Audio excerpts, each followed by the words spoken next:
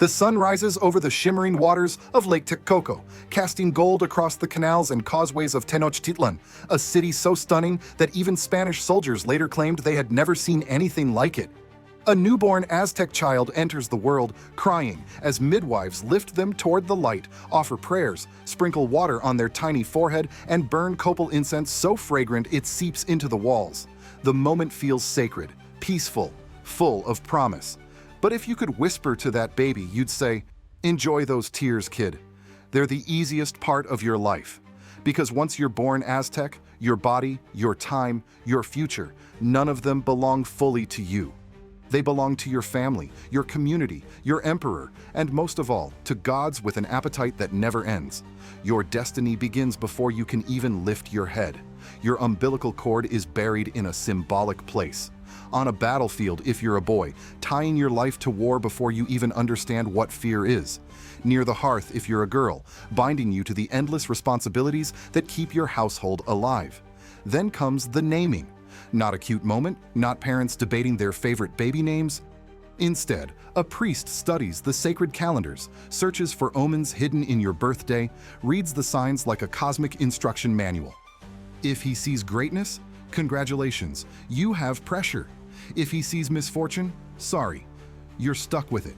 Your life is carved into fate before your fingers can even curl into a fist. After that, childhood arrives, and childhood is not soft. Aztec society does not believe in pampering. You're bathed in cold water whether it's pleasant or not. You're expected to work long before your legs are steady. And if you misbehave, punishments are creative. A maguey spine pricks your skin if you disobey. Cry too much, hot chili smoke in your face until your eyes burn and the lesson sinks in. Act lazy, you'll inhale pepper fumes so intense your lungs feel like they're on fire. Everyone believes this is good for you, a necessary preparation for a world that does not forgive weakness or tolerate shame. Eventually, you're old enough for school. Lucky you. Because unlike most ancient civilizations, the Aztecs send every child to school. But don't imagine playgrounds, snacks, or naps. If you're noble, off to the Kalmakak you go, where your life becomes devotion, discipline, heavy loads, long prayers, and a constant fear of disappointing the gods or your teachers. You fast, you study, you memorize sacred songs and histories so long they feel like entire lifetimes. You train as a warrior, yes, but also as someone who might run the empire one day. If you're born a commoner, you head to the Telpuchcali, a school focused on one thing: making you strong enough and obedient enough to serve the empire. You run everywhere. Walking is a sign of laziness. You haul wood, carry stones, clean temples, practice with weapons until your hands blister, and build endurance until fear feels like a luxury. By your mid-teens, your future is no longer a mystery. You're being shaped into a soldier, whether you want it or not. And Aztec warfare? It's not like the movies. It's not about killing as many enemies as possible.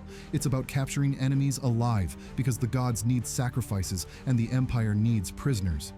You charge into battle with a macuahuitl, a wooden sword lined with obsidian blades sharp enough to decapitate a horse, but ironically, you're not supposed to kill with it. You're supposed to wound, disable, grab your opponent, and drag them home alive.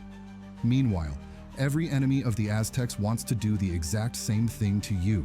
One bad move, one misstep, and you're the one being marched up someone else's pyramid, your heart about to be lifted into the sun to feed a god you've never prayed to. If you survive battle after battle, return home again and again, life still isn't a smooth ride. Food shortages can hit at any time because the valley relies on lakes and tiny fields. You eat mostly corn, beans, squash, chili, and if you're lucky, a bit of turkey, fish, or tasty roasted insects. Protein isn't exactly overflowing. Disease is everywhere. Measles, parasites, later smallpox, a monster that tears through entire neighborhoods before anyone can understand what's happening. And relationships don't magically make life easier. Men must prove themselves in war before they can marry. A coward won't get a bride. A girl's reputation depends on her weaving skills, her work ethic, her ability to grind corn by sunrise without collapsing from exhaustion. Life is beautiful, yes, Rich in art, music, poetry, vibrant colors, clean streets, bustling markets, magnificent temples that scrape the sky. Your world is more organized and hygienic than most of Europe at the time, but beauty doesn't erase the burden. You are expected to serve, to honor your lineage, to fulfill your destiny, to carry the empire on your shoulders while giving the gods everything they ask for, including your life, if it comes to that. And if somehow you survive childhood, training, war, famine, plague, and the constant demands of the divine, you may reach old age. Something rare, something almost miraculous. You sit by the hearth, bones aching, listening to the distant drums echo across the city, and you wonder if the gods are calling your name. Your family gathers close. The air smells of incense and maize, and you realize you lived through a world filled with both beauty and brutality. A world where life meant everything, and yet nothing if the gods wanted it back. Was it worth it? Maybe. But it was never, not for one moment, easy.